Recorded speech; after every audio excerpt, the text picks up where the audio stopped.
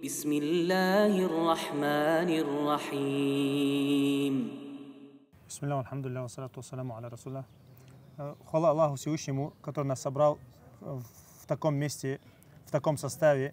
И просим у Всевышнего Аллаха, чтобы Он сделал наше собрание благословенным, чтобы Он сделал это собрание ради лика Всевышнего Аллаха, чтобы мы получили пользу в этом собрании. Милость Всевышнего Аллаха, которую Он нас одарил, это то, что мы можем найти человека, который помогает тебе в подчинении Всевышнего Аллаха. То есть именно помогает тебе на пути, который ведет ко Всевышнему Аллаху. И мы должны благодарить, говорит он, Всевышнего Аллаха за то, что Он нам дал эту религию и дал нам это братство.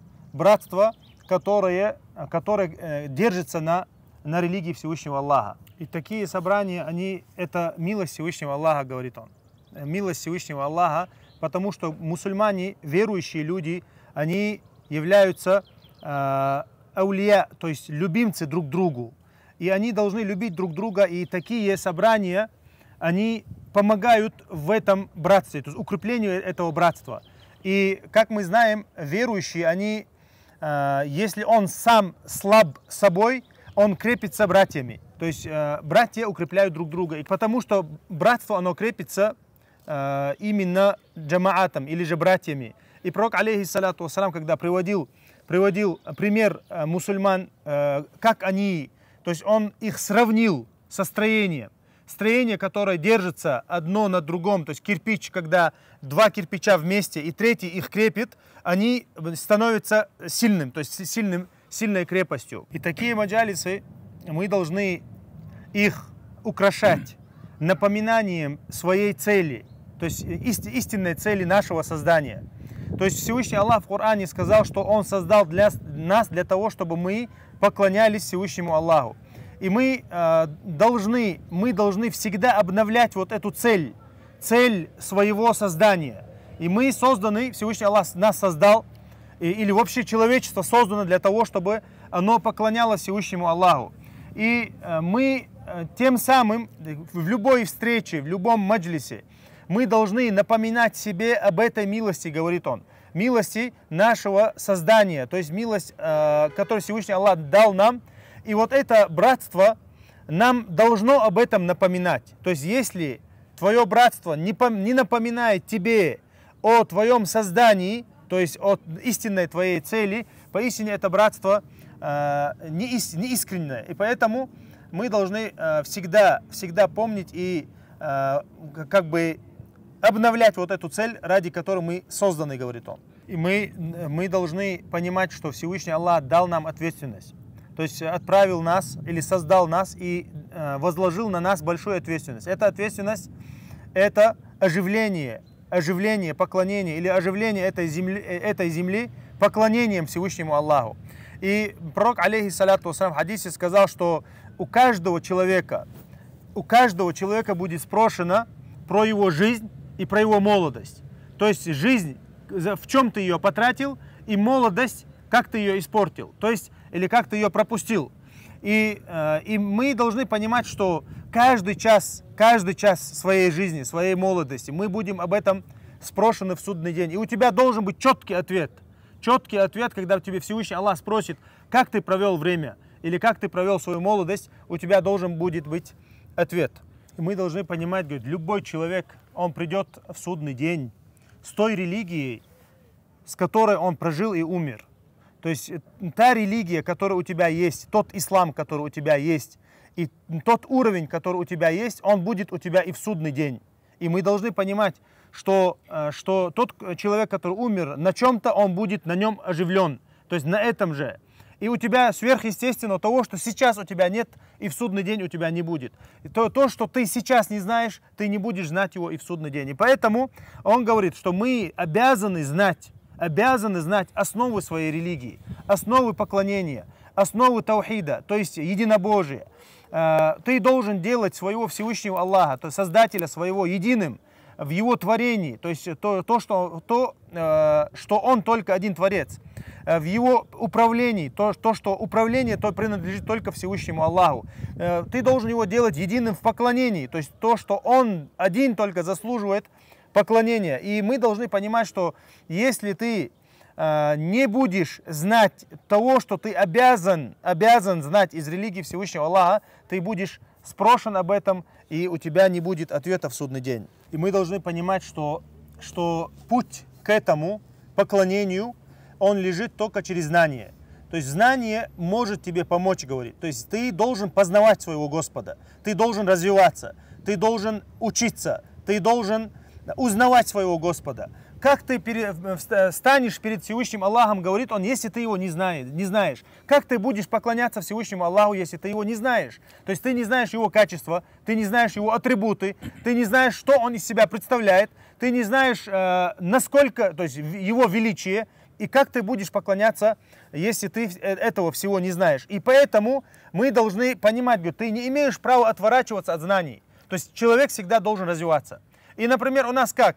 Брат пришел в религию, он понял истину, и все, он на этом уровне остается 20 лет. Он не учится, он может знать несколько языков, но не знает читать Коран, например. Он может знать несколько языков, но не знает арабский язык, например. И вот так годами.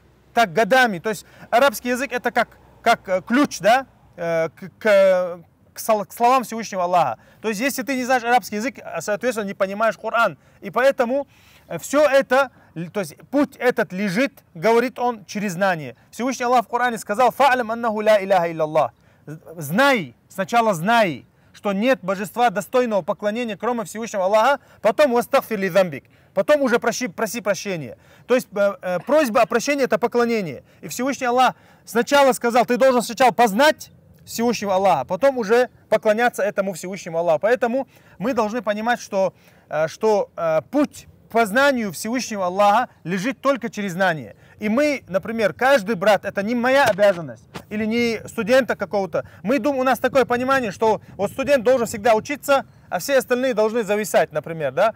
Такого нет. Все должны познавать. То есть ты должен развиваться, ты должен познавать, ты должен читать Коран, ты должен каждый день учить Коран. Коран, он не для студентов сделан, не для каких-то учащихся. Нет, Коран, это для всех нас книга. Поэтому каждый человек должен брать что-то хотя бы новое каждый день. Имам Шафи'и говорил, если у меня день проходит без нового вопроса, то есть без нового познания любой темы в религии Аллаха, я считал, что этот день прошел зря.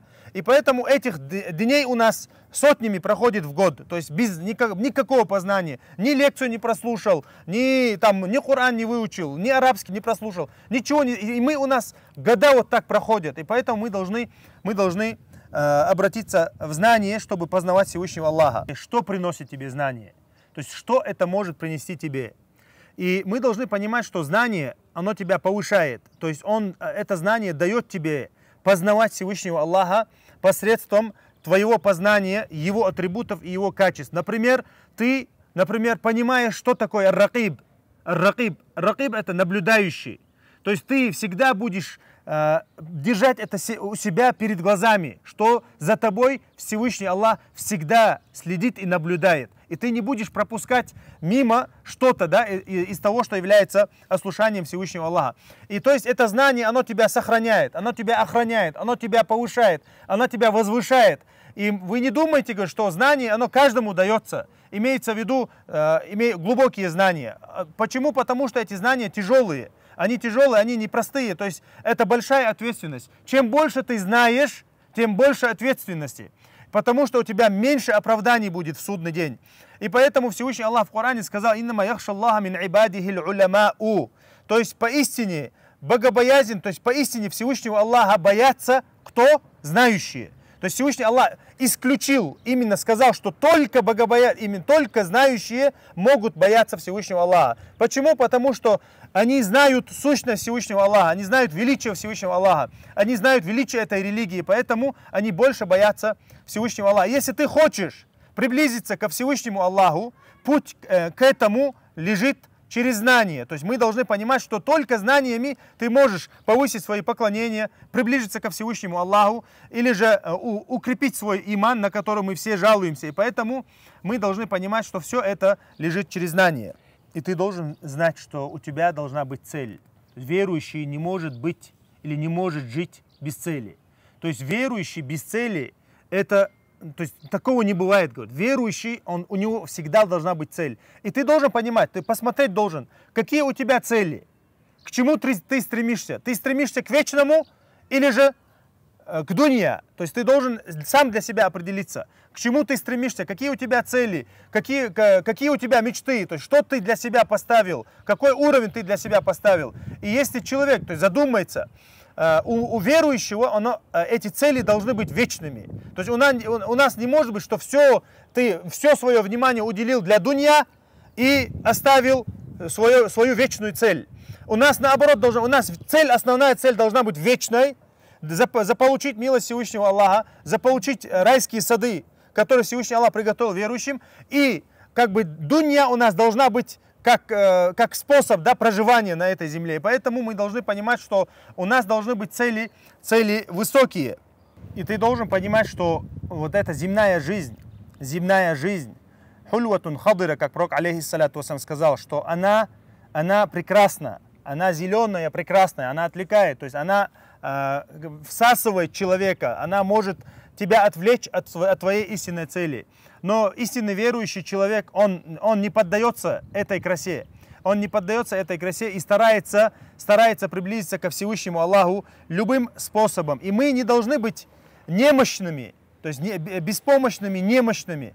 И верующий, он не является, то есть аджиз — это тот, кто не может ничего сделать, никакую пользу не делать. Или же считать себя каким-то отгоем, который бесполезный человек. И человек, он не может быть таким. Мусульманин, истинный мусульманин, он должен для себя цели ставить, быть полезным, развиваться и вносить свой вклад в эту умму для того, чтобы он стал именно полезным для себя, также и для верующих. Субханак Аллахумма ва бихамдик, ашхаду ан ла илаха илля анта, астагфирука ва атубу.